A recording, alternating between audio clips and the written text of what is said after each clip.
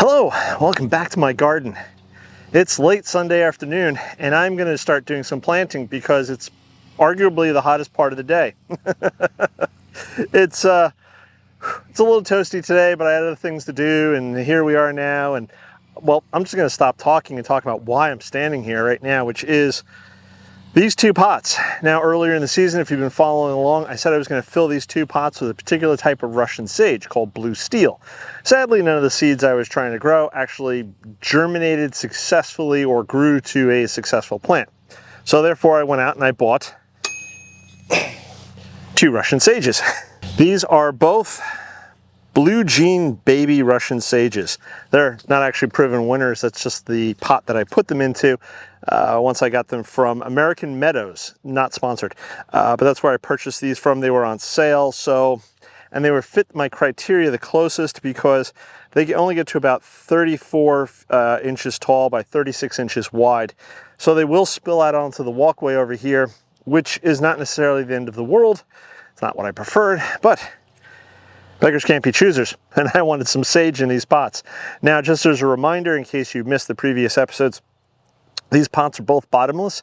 They're currently being held into place with compost on the bottom and a heavy mixture of gravel. This is to try to allow as much possible drainage as possible, because even though we haven't had a significant rain here in the past month, I think we had like 1/4 of an inch or maybe 1/2 inch last week. There hasn't been inches of rain for a while. Now that, because again, I'm in eastern North Carolina, that could change at any moment. We could get torrential downpours that last for days. So I'm gonna try to plant these into as free draining mix as possible. And to do that, this is what I'll be doing. First, I'm gonna use some of this potting mix and put some in the pot here. Now, and I'm gonna come over to this one. And then what I'm gonna put into each one is a mixture of pine bark, perlite, and more gravel. And again, this is all just to help try to increase the drainage, at least in my brain, because Russian sage does not like wet feet at all. Try to mix that in as well as I can. And now I'm just gonna pop each one in.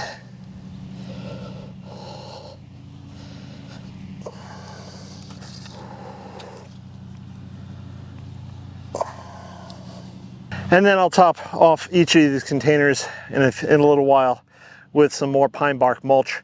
And I'm hopeful that the free draining mix the super free draining mix I've now created works well. And if we do get those torrential downpours where we can get inches within a 24-hour period, that these pots allow all that water to go right through, and that these plants are very happy in their super free draining potting mix. Now, in the beginning of this video, you may have seen me walk past with a cart filled with plants. Let me show you what that's all about. Now, in this cart here, I put a bunch of plants that I need to plant out from the potting bench into this cart. You really can't see them because they're dwarfed by this canna right here, which is a proven winner's canna, and I'll talk more about that in a minute. Behind it is a huge agapanthus, which again, I'll talk about in a moment. And then out here on the side are 3 gaura. And though I only wanted one, my wife insisted on purchasing 3. So now we have 3 gaura, and I have just the place for it. Let me go show you.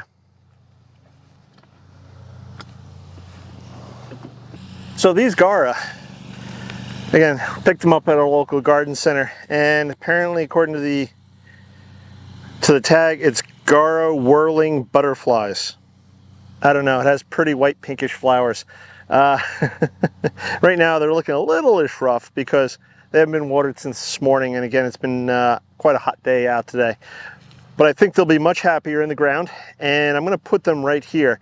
Now, what I tried to do about a month ago was sow some Gaillardia seeds. Yeah, I think that's called Gaillardia seeds. Arizona Sunset, I believe, was the color.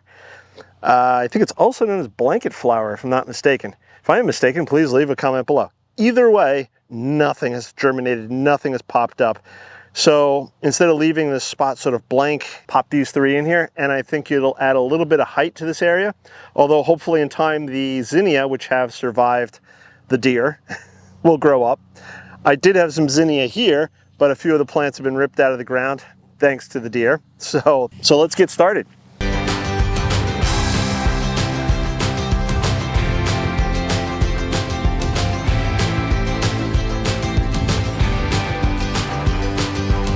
Now you may have noticed that they're not exactly spaced the way they were before. And I often plant like that. I have an idea of how I want to plant them and where I want to plant them, and then I just start stabbing into the ground and they wind up where they wind up. And frankly, I'm okay with that because as you can see, they do put on some height. So that allows me to be able to put in some lower growing plants in the front here, either this year or next year. Once the roots get a good soaking, I think a lot of these flowers will start to pop back up. It also may be getting close to the end of the season for them so far as flowering, and in which case I'll just trim them back. And if I'm not mistaken, I think they will put on a second flush in the fall, but let me know if you guys know differently. And with that, let's move on to the next planting. Now, as I mentioned a minute ago, the other plant we picked up at the garden center was an agapanthus, and this one is called Queen Mum, and it's from Southern Living Plant Collection. Extra large white and violet blooms on 24 to 30 inch stalks. Like many agapanthus, they prefer not to be in direct sun. And this spot where I'm at right now does get direct sun because it's the late afternoon sun, and it gets early morning sun. But in the middle of the day, probably from, I don't know, maybe 11 o'clock in the morning till about 3 o'clock in the afternoon, this spot is in shade. So I think this plant will be fine here, not that weed. But the other unique thing about this agapanthus is the fact that it is huge. And I don't know if this is going to show up on camera, but this thing looks like it's ready to divide. It is so large, which is awesome because then that means I get more free agapanthus. And it is trying to flower right now. I don't know how it will do once it's all planted and settled in. May have a bit of transplant shock, or it may just take off and thrive. Either way, we're sticking it into the hole. And what I'm doing is I'm going to plant it relatively close to the front of the bed, which is odd. Normally something this tall you might want to plant a little further back, but only the flower stalks get really large. And I probably will dig this up next spring if it survives and thrives. So let me quit yapping and drop this in the hole. And I'm just going to give this a bit of a beating on the side because it has, I think, been in this pot maybe a little too long. Oh my goodness. Oh my goodness. Okay, that was more than I expected. See how those roots are so thick? This thing is super root bound. Super root bound. And wow, I am going to try to take my fingers and tease some of this. Actually, what I may wind up doing, and this is many of you probably going to start screaming, but this thing is so root bound. I'm just going to start tearing at some of these lower roots just to try to tease them out and break them up.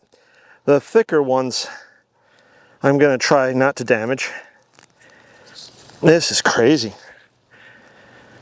I mean, I've seen agapanthus get nearly root bound, but this is whew. But I've also heard, and I've been told from TV personalities / gardeners that agapanthus prefer to be root bound. I don't know how true that is. You guys leave a comment below. Let me know what you think. Do you think agapanthus prefer to be root bound? I'm just macerating this thing at this point, but I think it'll be good for the plant. I could be wrong, entirely wrong. Again, I'm a growing gardener, but I think that's enough damage for today. Oh, drop that guy right in the ground. Start pushing some of that soil back. Now he is going to sit a little proud of the ground level, but that's okay. Actually, I think I want to turn it a bit like that. There we go. What we'll do is we'll just hill up and mound the dirt around. And the reason I'm okay with doing this is because this soil is very dense. It's very clay-like. It's not, I haven't hit the clay level yet, but we're close. So it's going to ride a little high. I think it'll be okay long term. And again, I'm just going to add a whole lot more compost around the base here, just to sort of, just to get everything covered. Yeah, get those leaves out. There we go. So keen observers of you may have noted that this is the new flower bed, and what happened to that cardboard that I had put down, because I did the no-dig cardboard compost on top, plants into that. And that cardboard is essentially rotted away. Fortunately and unfortunately, I did too thin of a layer. Because I did a very thin, I just did a single layer of cardboard, and it was a rolled cardboard. Some of the more aggressive grasses have pushed through in certain spots, but it's not that bad. If I had taken my time, I would have put down 2 layers of cardboard, and that really would have prevented any grasses from poking up. But I dug down below the ground level here, and like I said, I was getting to some of that heavier clay-like soil. It wasn't quite the clay yet, but if I had planted this at ground level, I'd be sitting in clay. This plant would be sitting in clay. And again, to the best of my knowledge, agapanthus don't like sitting in heavy wet soil. I could be wrong. If you think I'm wrong, leave a comment below. Here it is. It's set. I will mulch around it and give it a good watering. And I'm hopeful that in the next few weeks, these flowers do survive and thrive, and this plant doesn't go through too much transplant shock. I think this plant, even though it was a bit expensive because it was a name brand, proven Southern Living in this case, I think this plant was well worth the money. So let's move on to the next planting. Now this Canna, this actually is a Proven Winners. It's Toucan Scarlet, and it's yeah, and can get up to 48 inches tall. So I think it'll do well in this location right here. I have bee balm right here, and I have the red hot pokers right here, and I do have this weird little gap right here. Now this spot does get partial shade during the course of the day, but it gets a lot of sun, or I think hopefully enough, that I'm going to be planting it right here. Now this is sort of the middle of the driveway bed, and you guys are over by the driveway side looking inwards. Eventually there'll be a 4-foot hedge, and I may have to relocate this guy at that time. But if it's like many Canna, it will start to spread, in which case I will have to move it because it will become a bully to many of the other plants around it. But for now, I'm just going to clear some of the soil and pop it in the ground. Ooh, another very root-bound one. Let's tease these roots out.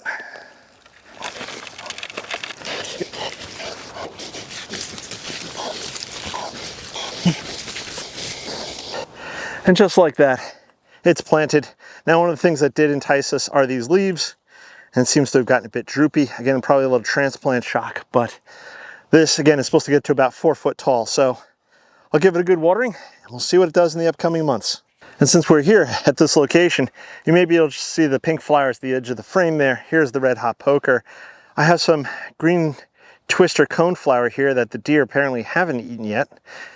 In front, I have some foxgloves, but I have this sort of gap here, and I think last year I had cosmos here. But I think what I will plant here, which is doing well in another location in the garden, is sea holly. Now I have sea holly growing in 2 different locations in the garden. I think I just mentioned one, which was here in the flower garden towards the front entrance there. And the other group of sea holly that I have is on the one side of my house deck where I have the rose campion. You guys probably don't remember, but hopefully, if you guys want, I'll do a summer tour of the flowers. Maybe just the flowers instead of doing all the different areas. Maybe I'll just do one just on the flowers. I don't know. Guys, let me know in your comments below if you're still watching this. So, I have these 4 seedlings sitting on the potting bench waiting to go into the ground.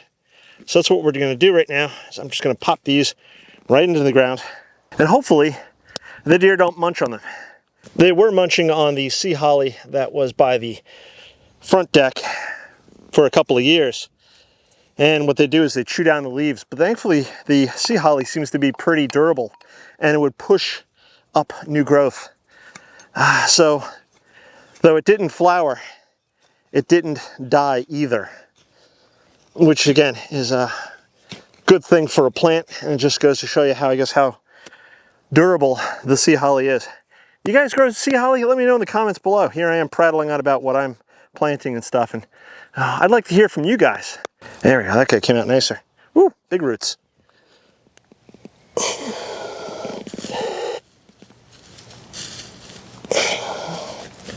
All right, you guys tucked in. Get some mulch pulled back around you guys. And again, hopefully the deer don't eat these. I have one more group of plants to plant, so let's do that now. Now, we are just a little bit further down that bed. Right here, I have Mount Everest allium. And right here, I have gladiolus. And I have snapdragons. And I think right over here, behind, well, almost where I'm stepping, I have purple sensation alliums. I don't know if they'll come back up though. But I do have sort of an L shape right in here, where I have nothing growing, and I should have something growing. In this case, I'm gonna plant a lot of dahlias. Now these are all dahlias that I grew from seed, so they're mixed. There's mixed dahlia, which sound, I guess, who knows what it is, who knows what it'll come up with, and red skin dahlia, which has a red stem, lighter green leaves, and they put out anywhere from red to yellow to orange flowers. It really all depends. Whoa, hummingbird. Ooh, 2 hummingbirds. Whoa, hummingbird. I don't know if you guys caught that. That was pretty wild. I do have hummingbirds here in my garden, and they usually do surprise me. Either way, I'm gonna stop talking and start planting. And let's see how many dahlias I can squeeze into this space.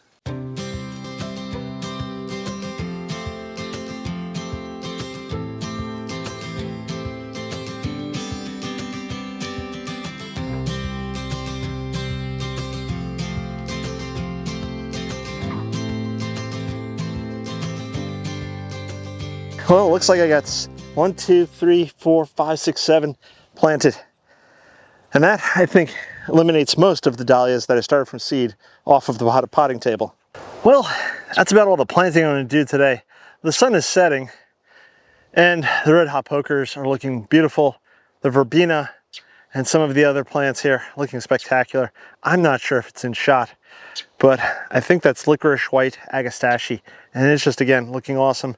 Sea holly looking beautiful here. Many of these plants I've grown from seed, and they've really filled in over the last couple of years. And hopefully all the stuff that I did plant today will also do the same thing, fill in and just start making everything look really spectacular and really incredible. If you like this t-shirt here, Keep Calm and Garden On, you can go over to growinggreenfinger.com, scroll down, I think it's like halfway down the homepage, you'll see shop, and you just click on the link, and then you can go buy yourself a t-shirt there. Keep Calm and Garden On. Help support the channel, and please check out all the links below. And if you click on any of the affiliate links, I make a small commission off of whatever you purchase at no cost to you guys. And again, all that goes to helping the garden, helping me there, because there's always more compost to buy, more mulch, and more, of course, more plants to buy. I actually started a nursery bed in the vegetable garden, and I'll talk to you guys more about that in the upcoming weeks. I'll also hopefully have a lot more to show you guys in the vegetable garden, because there's a lot of stuff that's already really taking off, and there's new stuff that's been planted that over the next few weeks I really hope starts taking off and growing. No Sophie today, she's back in the air conditioning. She's getting a break from playing with her friend.